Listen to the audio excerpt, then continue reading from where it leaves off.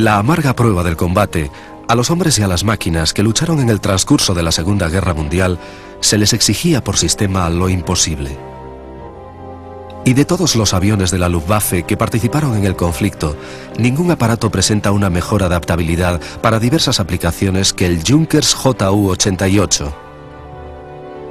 Apodado por los hombres que lo volaron la chica para todo, su estructura podía prestar servicio de muchas y distintas formas, demostrando así la inteligencia de su diseño. Diseñado como bombardero en picado pero desarrollado para bombardero horizontal de alta velocidad, cumplió también misiones de apoyo a tierra, caza nocturno, interceptor de largo alcance, torpedero, reconocimiento e incluso misil no tripulado. Fue sin duda el avión más versátil de la Segunda Guerra Mundial. El prototipo de este robusto aparato voló por primera vez el 21 de diciembre de 1936. Experimentó muchas modificaciones posteriores y luchó tenazmente hasta el final de la guerra. A diferencia de los asombrosos aviones a reacción y aviones cohete de la Luftwaffe, el secreto del éxito del Ju-88 residía en lo simple y versátil de su estructura. A lo largo del conflicto, el avión fue repetidamente modificado, conservando sin embargo su integridad estructural. No sorprende que los Ju-88 que cayeron en manos de los aliados fueran detenidamente examinados. Las tripulaciones americanas que evaluaron el modelo se sorprendieron por la absoluta versatilidad del aparato, una versatilidad que los diseñadores de la Fuerza Aérea Americana nunca fueron capaces de igualar. Por ello, los servicios de inteligencia aliados estaban muy interesados en conseguir la máxima información posible sobre los concienzudos trabajos de la Luftwaffe. El estudio de los pilotos aliados se centró en la enorme resistencia de su célula a la fatiga y se interesaron sobre todo en las características del descenso en picado.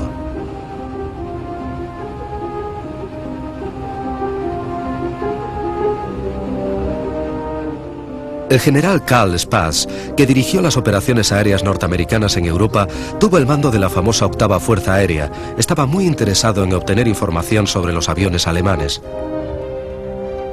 Irónicamente, la célula del Ju-88 fue diseñada antes de la guerra por dos técnicos norteamericanos especialistas en recubrimientos metálicos que trabajaban para la fábrica Junkers. A Spaatz le intrigaba la tecnología aérea alemana en todas sus facetas, que a veces parecía estar a años luz de la capacidad aliada.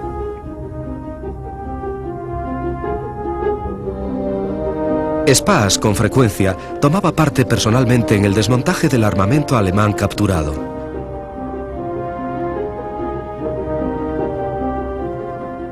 Aquí vemos a la tripulación americana entrando en el Ju-88 a través de la escotilla inferior, que era parte de una torreta artillera. Estas adaptaciones tipo bañeras también se usaron en las primeras fortalezas volantes B-17, pero no fructificaron.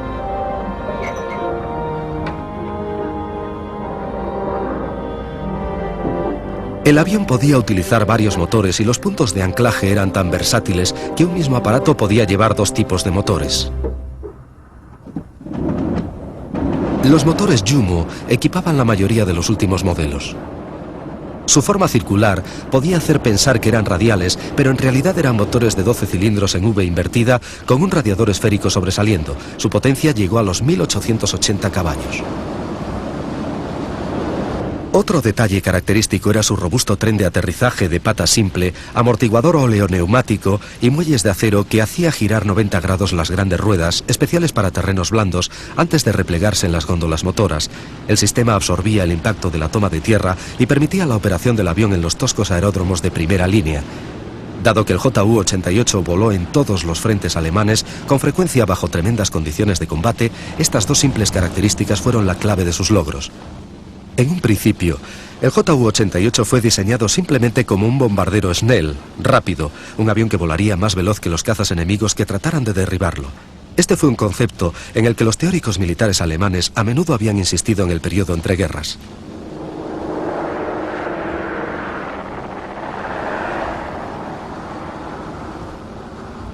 Con la ascensión del Tercer Reich y el reconocimiento oficial de Hitler como canciller, los teóricos militares alemanes tuvieron finalmente la ocasión de canalizar sus ideas en los mecanismos de agresión que tan desesperadamente buscaba el Führer. Mucho antes que el Ju-88 se hiciera realidad, el concepto de bombardero rápido Snell había sido el sueño de los primeros diseñadores de la Luftwaffe. Y finalmente apareció en otro avión de Junkers, el Ju-86. Anticipando lo que luego sería el Ju-88, el 86 fue un bombardero basado en la velocidad y el fuego defensivo.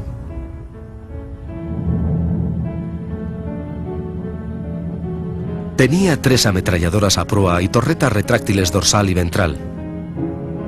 Sus armas, sin embargo, distaban mucho de ser devastadoras, pero en una época en que la mayoría de los interceptores eran biplanos más lentos, solo la velocidad del 86 ya era una buena defensa. El 86 montaba motores Jumo, BMW y Bristol Mercury, subrayando ya el compromiso de Junkers en construir aviones versátiles. Esta filosofía no se limitaba a la motorización, sino que el avión ya se diseñó para adaptarse a multitud de usos. Aparte de ser uno de los más modernos bombarderos de la época, el Ju-86 fue un excelente avión civil de línea, muy bien recibido por las compañías comerciales de varios países.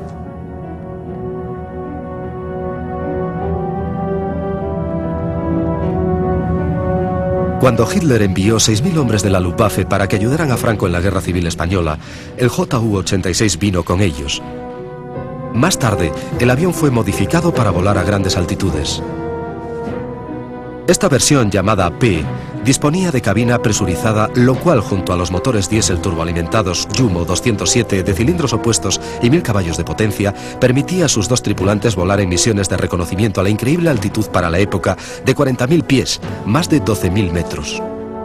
El modelo P realizó misiones de reconocimiento sobre Gran Bretaña, Rusia y norte de África con total impunidad. Durante la primera mitad de la Segunda Guerra Mundial, con su altitud y velocidad, ni el más capaz de los cazas aliados tenía la menor posibilidad de alcanzarlo.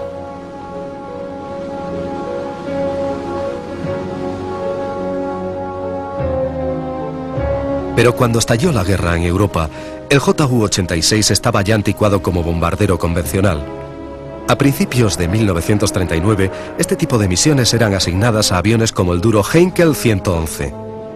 El mismo 111 fue un producto de una evolución que se remontaba a 1934. También estuvo en servicio en España y cuando las tropas alemanas invadieron Polonia, el Heinkel 111 jugó un papel fundamental. Pero el 111 era un bombardero horizontal y aunque más rápido que el modelo 86, aún iba poco armado y necesitaba una escolta de cazas para protegerlo cuando liberaba su mortífera carga.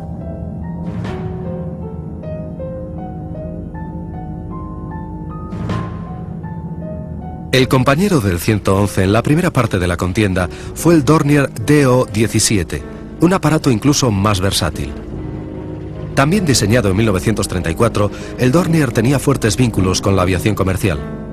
El Do-17 tenía un diseño extremadamente fuerte y sus robustos planos podían albergar motores de distintos tipos. Por el estrecho fuselaje de sus primeras versiones, enseguida se le bautizó con el nombre de lápiz volador. La sección de proa agrupaba a toda la tripulación, mejorando así su moral en el combate, una distribución que más tarde adoptó el Ju-88. Los diseñadores de la Luftwaffe reconocieron las ventajas inherentes al Dornier y su éxito ciertamente influenció los posteriores diseños de los Junkers.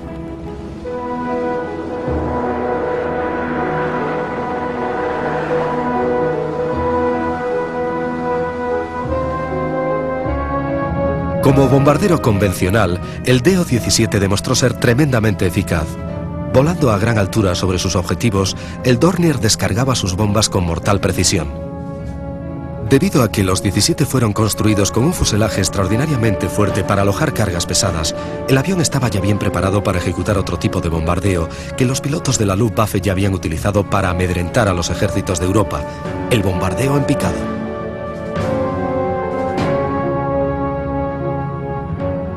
Para adaptarle mejor a esta misión, a algunos modelos se les instaló un freno de picado situado tras la cola del avión. Esto aminoraba la velocidad de descenso del avión cuando se lanzaba contra el blanco, mejorando su puntería. El Dornier Do-17 enseñó a los mandos de la Luftwaffe una lección muy valiosa, que con frecuencia los aviones diseñados para una misión específica podían, con poco esfuerzo, ser adaptados para un fin totalmente distinto, siendo también tremendamente eficaces. El Ju-88 de la Luftwaffe fue seguramente la encarnación más clara de esta filosofía. Pero la previsión alemana, por otro lado, no dejó de ser algo miope, porque pasó por alto el bombardero tradicional pesado de 4 motores, precisamente el tipo de avión que británicos y americanos utilizaron para desmoronar al Tercer Reich.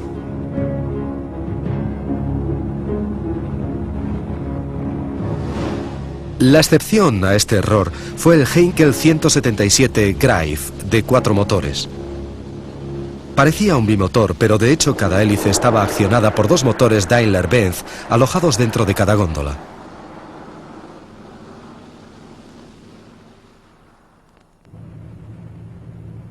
Un avanzado diseño que reducía la resistencia aerodinámica, pero cuyo mecanismo de acople originaba frecuentes fallos.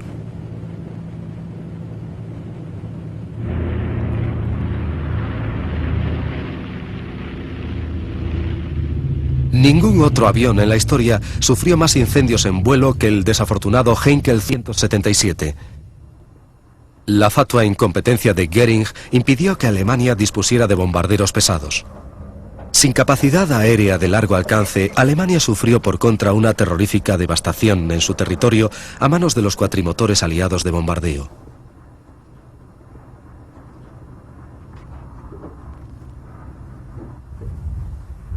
El fracaso del Greif se debía enteramente a su sofisticada disposición motriz, pero su diseño altamente moderno y estilizado fue un mérito para sus constructores cuando voló por primera vez en el año 1939.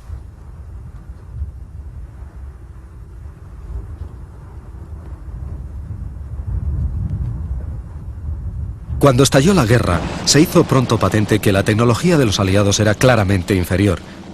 Para hacer frente a la poderosa Luftwaffe, el dudoso material británico incluía aparatos como el Handley Page Hamden, un bimotor radial diseñado a mediados de los años 30. Este avión realizó las primeras incursiones de bombardeos de la RAF sobre Alemania. El Hamden, junto con el Handley Page Hereford, fueron la columna vertebral del comando de bombardeo británico en las etapas iniciales de la guerra. Otro contemporáneo del Hamden fue el Armstrong Whitworth Whiteley. Ambos modelos evidenciaban lo mal equipada que estaba la RAF en 1939 para misiones de bombardeos de largo alcance. La rutilante estrella de Gran Bretaña era el Vickers Wellington, de construcción geodésica, única que proporcionaba al fuselaje una enorme resistencia. El Wellington pronto ganó merecida reputación por ser capaz de encajar un duro castigo y a la vez devolver a su tripulación sana y salva a casa. El Bristol Blenheim era más pequeño que el Wellington, otro diseño que se remontaba a mediados de los años 30. Era muy rápido para su época, pero solo podía transportar una modesta carga de bombas.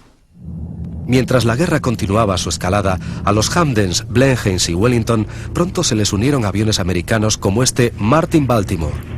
Con limitaciones similares a sus homólogos británicos, este bombardero de tipo medio poco ayudó a la RAF a equipararse a la Luftwaffe de Hitler y llevar la guerra aérea hasta el corazón de Alemania.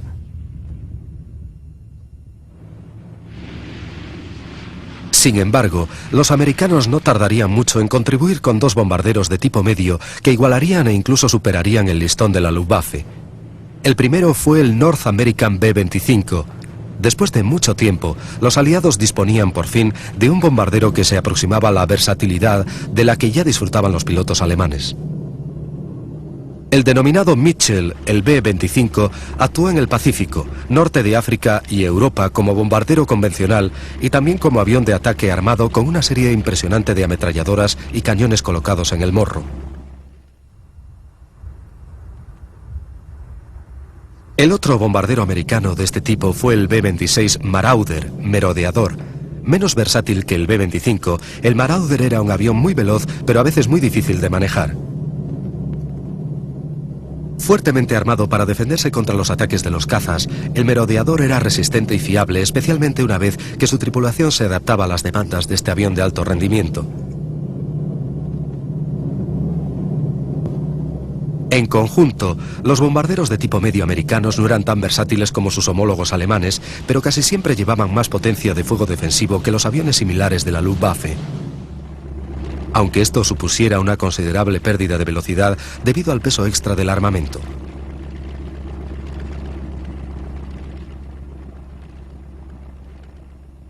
Por el contrario, los aviones alemanes insistían en la teoría de los bombarderos Schnell, la velocidad. Un aparato veloz no necesitaba tan extensa gama de armamento.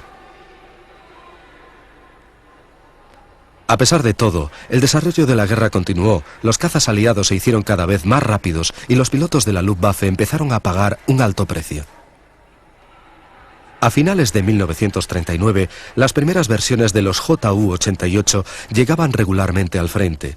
Estas imágenes nos muestran a la tripulación de un Ju-88 preparando su armamento antes de salir en misión de bombardeo.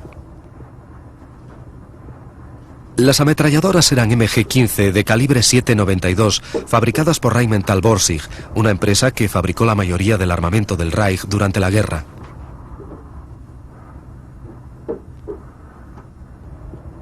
Eran simples de diseño y manufactura, pero tan extremadamente bien hechas que fueron el símbolo de la excelencia de la ingeniería alemana.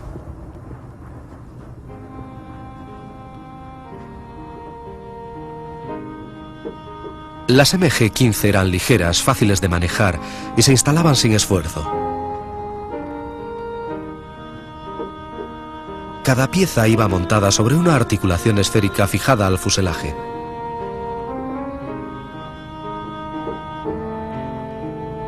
Era una adaptación inteligente en extremo que, dada la exactitud de las MG-15 en acción, resultó ser ferozmente eficaz contra los cazas aliados. Una especie de canana de cuero recogía los cartuchos usados para que pudieran utilizarse otra vez y así no se amontonaban en el suelo de la cabina en donde hubieran podido atascar otras partes vitales. Una vez montado todo, el arma era asegurada en una posición fija para que no interfiriera con la actividad normal de la cabina. Los fabricantes avanzaron un gran techo al realizar esta doble configuración que permitía el manejo de la ametralladora delantera en posición fija por el piloto o manualmente por un artillero. Fue un gran intento de combinar la versatilidad con la eficacia de muy buen resultado. Algunos aviones incluso equipaban las MG-15 con un kit de culata convencional y trípode para que se pudiera retirar el arma y utilizarla como una ametralladora ligera, incluso fuera del avión.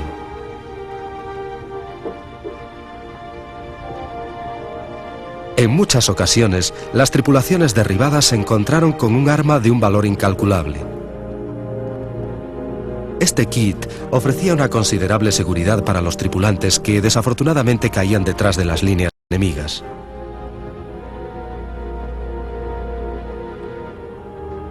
La protección de la vulnerable parte central del bombardero corría a cargo de un artillero tumbado boca abajo en una torreta orientada hacia la parte trasera inferior del avión. Aún así, podía hablar con los demás miembros de la tripulación.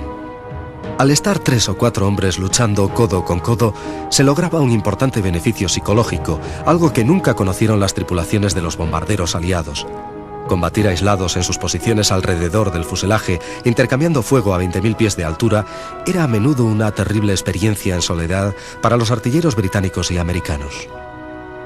El inconveniente de esta teoría de agrupamiento de los tripulantes era que en una emergencia los hombres se pisoteaban literalmente unos a otros en su apresurado intento de huida. Para algunos, luchar juntos también podía significar morir juntos. La ametralladora MG-15 podía alcanzar la devastadora cadencia de 1000 disparos por minuto y era alimentada por un doble tambor. Los cartuchos llegaban a la recámara alternativamente desde un tambor y el siguiente desde el otro. Pero como cada tambor solo almacenaba 75 cartuchos, los artilleros siempre tenían a mano un gran número de tambores cargados que durante el combate eran reemplazados frenéticamente. Pero ni aun así era suficiente. El potencial de fuego combinado de todo el Ju-88 era menor que el de una sola torreta de muchos bombarderos aliados.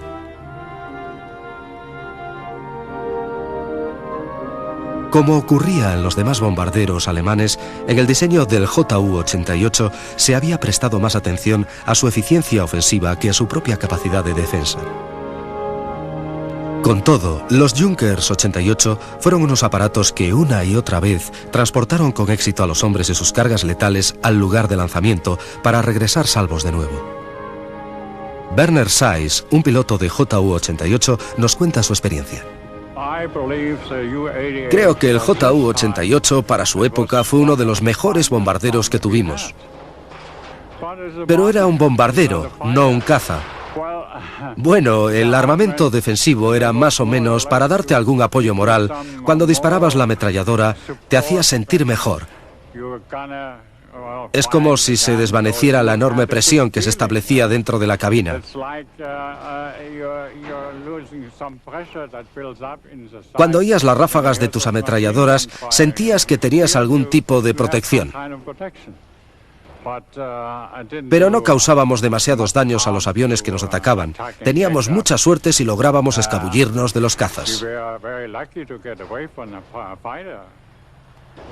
Nosotros, por ejemplo, solíamos llevar un cañón delante, pero como estaba justo en nuestro paso, decidimos quitarlo para tener más espacio para el navegante, porque cuando entrábamos en el combate tenía que tumbarse para poder tener visibilidad, porque con lo complicado que era coger la munición de ese cañón, ¿qué se podía hacer de noche? Cuando eras atacado, solo tratabas de librarte del avión enemigo con todo tipo de artimañas, virajes cerrados, picados, cambios de altitud y demás. Solo era una especie de soporte moral para nosotros cuando oíamos disparar a nuestras propias ametralladoras.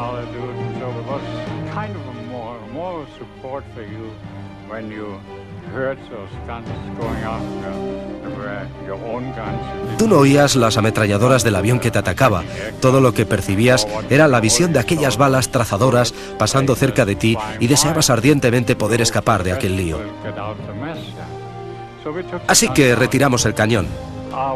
Nosotros sabíamos mejor que los diseñadores lo que nos convenía más, porque volábamos en él, así que lo mejoramos.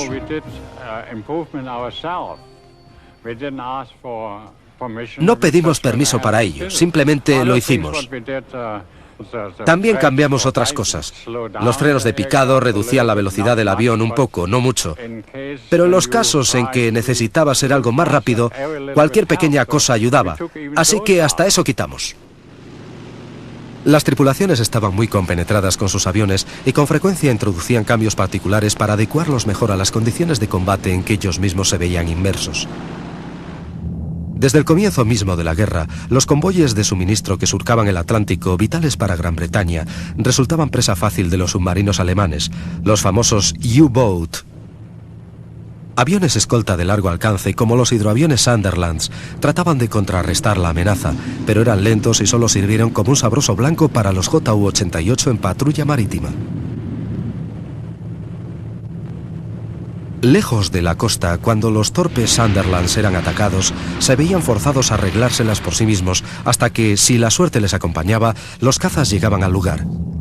La difícil situación de los Sunderlands ilustra el debate que existía en la época sobre si los bombarderos pesados, proporcionándoles el armamento necesario, podrían defenderse a sí mismos adecuadamente.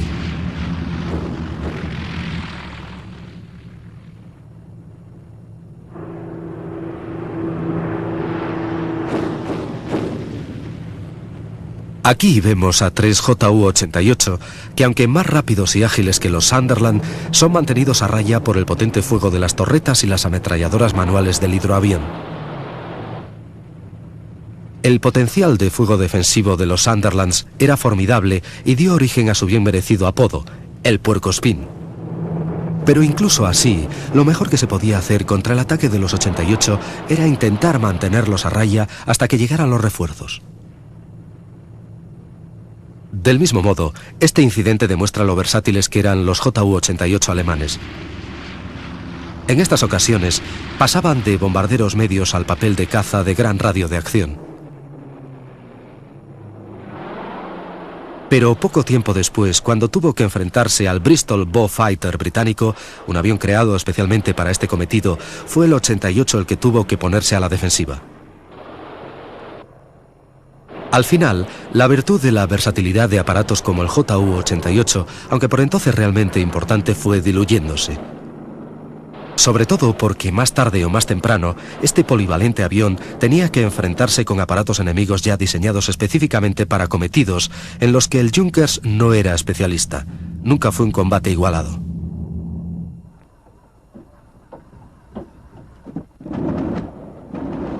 La serie A del 88, la versión básica de este bombardero, tenía un morro acristalado que daba a la tripulación una soberbia visibilidad y al oficial de bombardeo una excelente vista para la observación del blanco. Con 88 como estos, la todopoderosa Luftwaffe de Goering trató de poner a los británicos bajo sus pies. En el transcurso de la batalla de Inglaterra, las tripulaciones de los Ju-88 tuvieron probablemente más oportunidades de sobrevivir que las de los Heinkel 111 y Dornier 17, ya que los Junkers eran más rápidos y se les había añadido la capacidad de picado. Pero como todos los bombarderos alemanes de medio alcance estaban pobremente armados y sin una escolta de cazas, las pérdidas eran cuantiosas.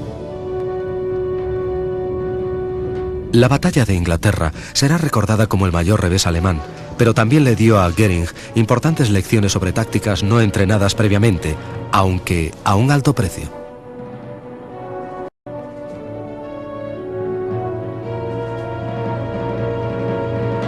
A pesar de esto, los 88 continuaban llegando. En el verano de 1940, junto con otros aviones de la Luftwaffe, arrasaron los aeródromos del sur de Inglaterra y dejaron casi fuera de combate a la RAF. Pero la repentina obstinación de Hitler y Goering en los bombardeos masivos sobre ciudades de Gran Bretaña permitió a la RAF un breve pero vital respiro en la presión de la Luftwaffe.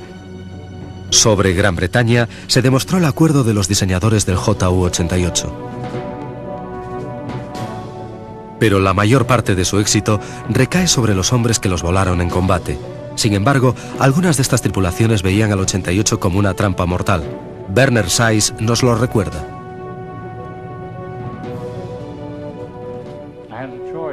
Tuve una oportunidad, quería llegar a ser piloto de caza, pero por alguna razón, no sé cuál, me destinaron a piloto de bombardero horizontal y en picado.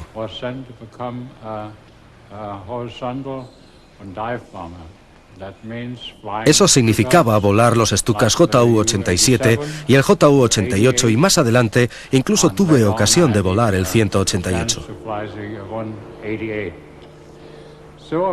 Así que comencé el entrenamiento y no me olvidaré de mencionar algo. Un día hablando con mi instructor por aquel entonces me dijo: siento pena por ti de que tengas que volar el Ju-88. Y yo le pregunté por qué. ¿Tan mal avión crees que es? Bueno, nosotros le llamamos el ataúd volante, me dijo. Así que todo el mundo tenía su propia idea. Más tarde comprobé que era un avión fantástico y realmente disfruté volando en aquel Junkers 88 bimotor.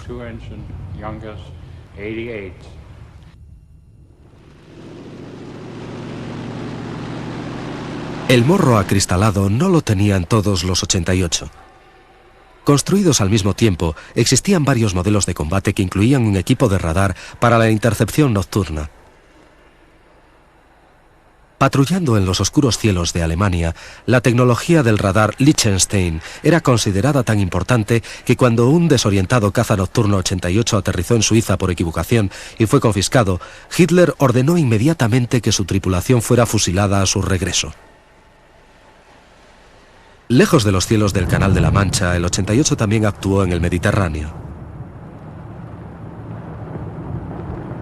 Allí, los convoyes británicos que aprovisionaban el sitiado octavo ejército en el norte de África eran constantemente hostigados por los Ju-88. El control de este espacio marítimo era vital en muchos aspectos. El hecho de que la Luftwaffe nunca fuera capaz de conseguirlo, a la larga llevó al Afrika Korps a la derrota final.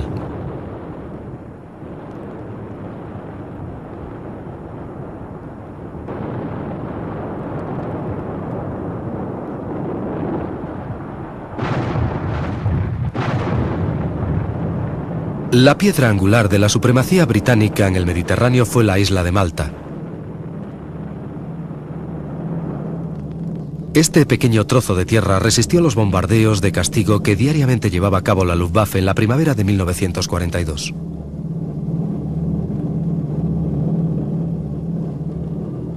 Como sus valientes defensores rehusaban aceptar la rendición, la atención de la Luftwaffe se centró en los convoyes británicos de suministro. Al igual que en los ataques a la isla, los 88 demostraron ser devastadores. El avión alemán causó la pérdida de miles de toneladas de barcos aliados en el intento de someter a Malta por inanición. A duras penas, este pequeño puesto avanzado sobrevivió.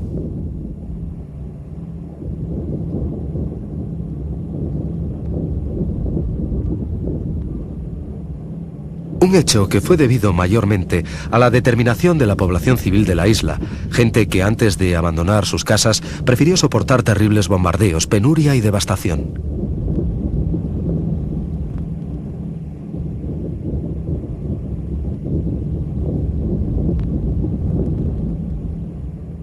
A lo largo de la contienda, los 88 fueron adaptados y readaptados para multitud de usos.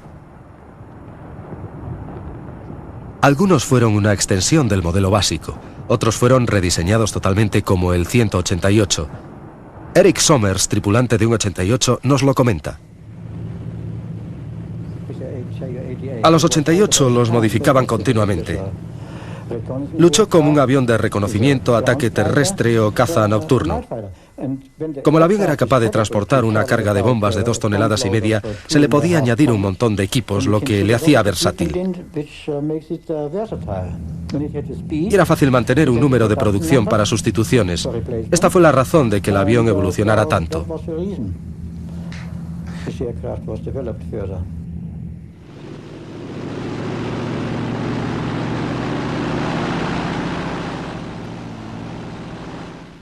El 188 tenía una cabina muy mejorada y algunas versiones estaban presurizadas para el reconocimiento a altitudes superiores que al principio realizó el JU-86. Las tripulaciones de reconocimiento jugaron un papel principal en las campañas de la Wehrmacht, pero nunca se les dedicó la prioridad que siempre recibían los pilotos de caza. Su avión a menudo iba desarmado y volando a baja altitud eran totalmente vulnerables a los cazas enemigos. A niveles más altos, que a veces superaban los 40.000 pies, 12.000 metros, el enemigo era el aire extremadamente frío.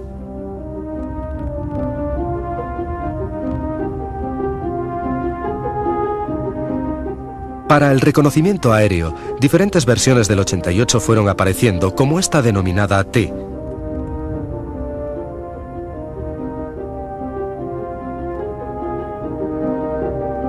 Y a medida que la guerra avanzaba, nuevas evoluciones surgieron de los tableros de diseño, como los 188 y los 288. Para ambos bandos, el reconocimiento aéreo resultaba vital. En la Luftwaffe de Göring, este cometido fue confiado a no menos de 3 generaciones sucesivas de Junkers, desde el primitivo JU-86. El énfasis puesto por los estrategas germanos en el reconocimiento aéreo queda patente por el gran número de aparatos que construyeron para tal fin.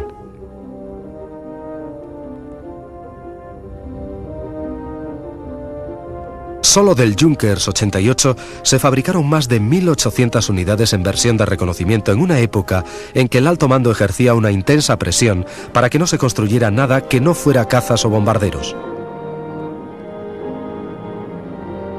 El trabajo de reconocimiento de la Luftwaffe no solo incluía la recopilación de información sobre posiciones y movimientos del enemigo, sino también evaluar efectividad y resultados de los ataques alemanes sobre esas posiciones. El éxito o fracaso detectados determinarían los métodos y tácticas de los siguientes ataques. Una zona en donde la línea del frente resultaba extremadamente inestable era en los desiertos del norte de África. Allí los británicos y el Afrika Korps de Rommel se enfrentaron en una prueba de fuerza y astucia totalmente impredecible.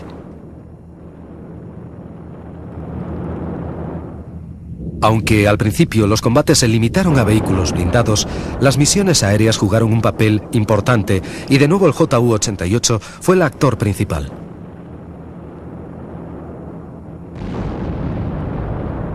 Llevando a cabo duras tareas de reconocimiento y de bombardeo, el Junkers se puso a prueba en el escenario de mayor dureza de la guerra.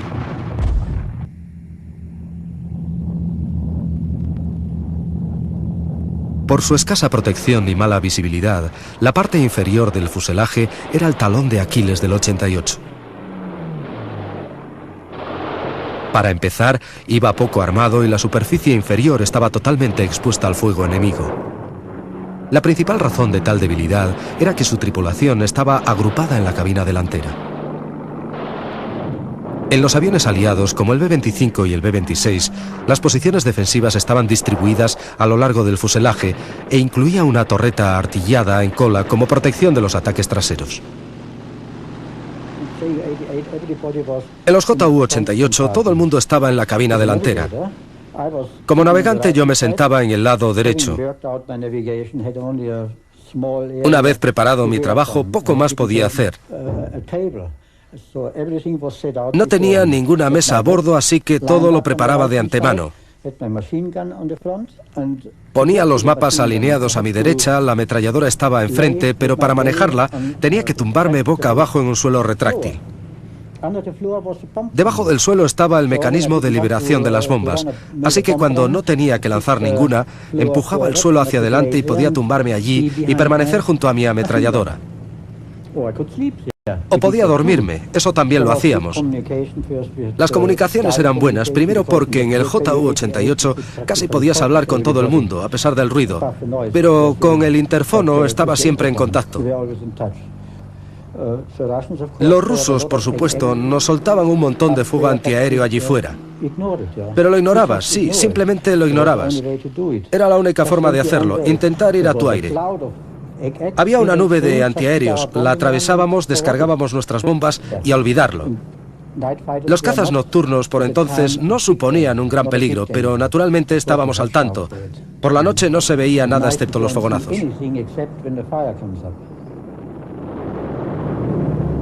Bajo el zumbido de los motores, en la oscuridad de la noche sobrevolando territorio hostil, los hombres de otros bombarderos de la Luftwaffe estaban solos con sus propios pensamientos y temores durante el largo viaje de ida y vuelta hasta los objetivos dentro de las líneas rusas. En el 88, la intimidad compartida de los tripulantes luchando hombro con hombro proporcionaba los beneficios psicológicos que los diseñadores del avión habían previsto. A pesar de que las misiones nocturnas de la Luftwaffe tuvieron resultados desiguales, los bombardeos diurnos, al comienzo de la invasión de la Unión Soviética, fueron un éxito rotundo. Aquí los 88 también fueron el instrumento vital.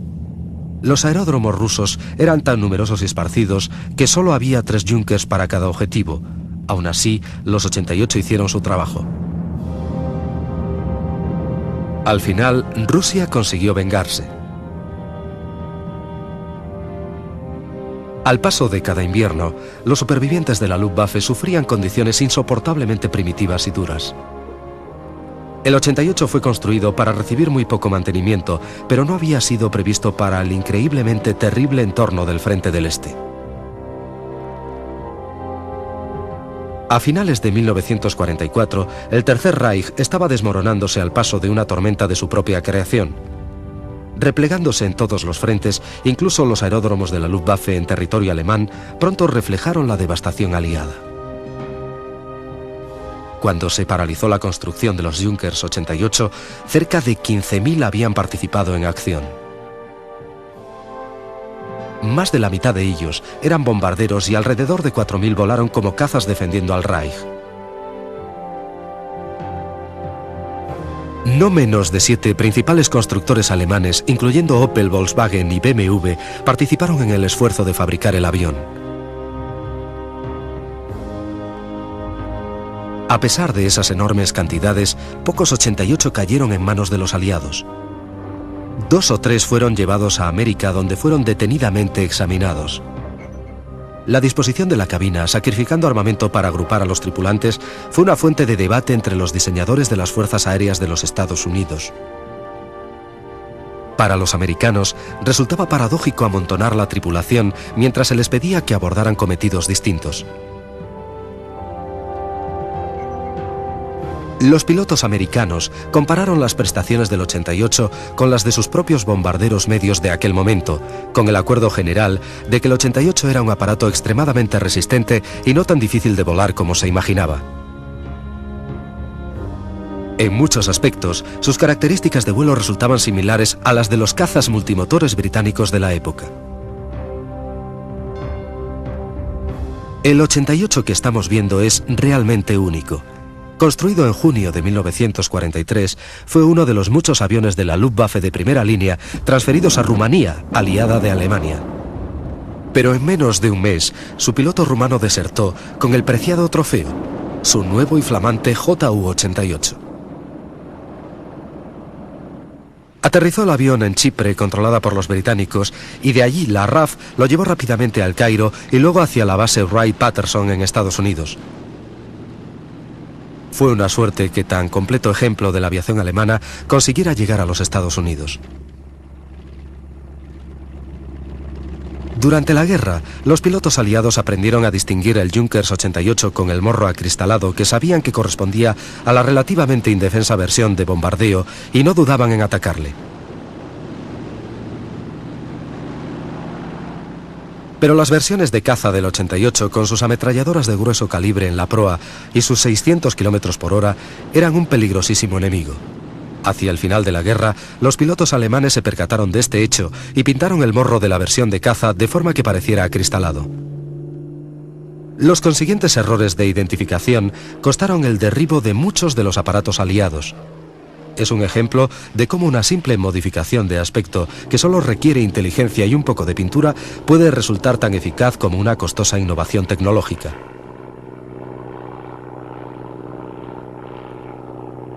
Una fuerza de alrededor de 100 cazas 88, reunida precipitadamente, despegó el 3 de marzo de 1945 en un gesto final de desafío ante la superioridad numérica de los aliados. Volando en un espacio aéreo fuertemente defendido por los británicos, cogieron a la RAF totalmente por sorpresa. Sobre los oscuros cielos de Inglaterra, más de 20 confiados bombarderos aliados fueron derribados.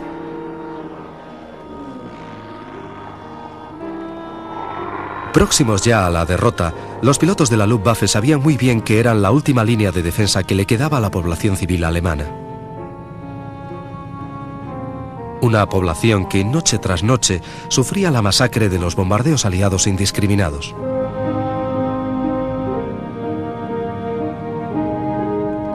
La tarde siguiente, la Luftwaffe intentó repetir su hazaña, pero esta vez los cazas nocturnos y los antiaéreos británicos les estaban esperando.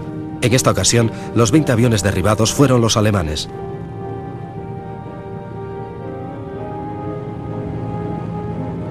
Aproximadamente a la 1:45 de la madrugada, el último Ju-88 se estrelló en un campo de Yorkshire, alcanzando el dudoso honor de ser el último avión alemán derribado sobre Gran Bretaña.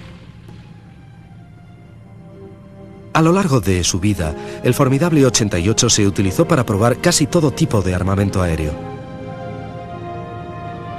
También se utilizó profusamente en la investigación de la propulsión a reacción, y los motores que finalmente equiparon a los famosos reactores de la Luftwaffe fueron primero instalados y probados en el Ju-88. Asimismo, las unidades de cohetes alemanes de asistencia al despegue demostraron primero su validez en pruebas con bombarderos Junkers. Casi sin excepción, cuando un bombardero tenía que probar una innovación alemana, el 88 era requerido para servir de conejillo de Indias. Uno de los usos más extraños del 88 era el avión compuesto Mistel, en donde viejos Junkers 88 retirados de servicio eran sacrificados como misiles no tripulados. Para realizar esto, toda la sección del morro se retiraba y en su lugar se instalaba hasta 4 toneladas de explosivos. Luego, un caza de la Luftwaffe, generalmente un Focke-Wulf FW-190, se adosaba con montaje sobre el bombardero y ambos aviones volaban como uno, manejados por el piloto del caza. Al aproximarse al blanco, el piloto del caza desenganchaba el bombardero sin tripular, el cual se precipitaba sobre el objetivo. Verdaderamente era un acto de desesperación para la perdida causa germana. Y a pesar del valor que mostraban los pilotos volando en tales misiones, nunca tuvieron gran éxito, aunque cuando lo lograban los resultados eran devastadores.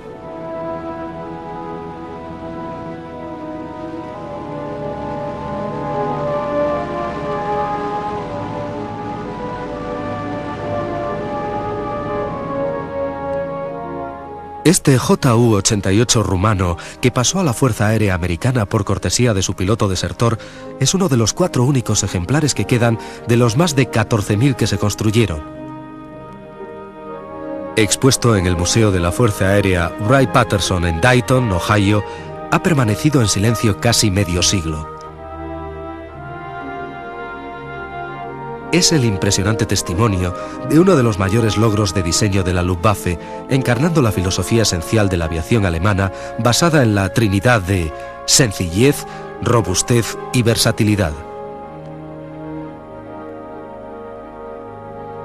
Este veloz Junkers fue sin lugar a dudas uno de los mejores bombarderos rápidos de la Segunda Guerra Mundial, el más importante logro del diseño y la ingeniería alemana.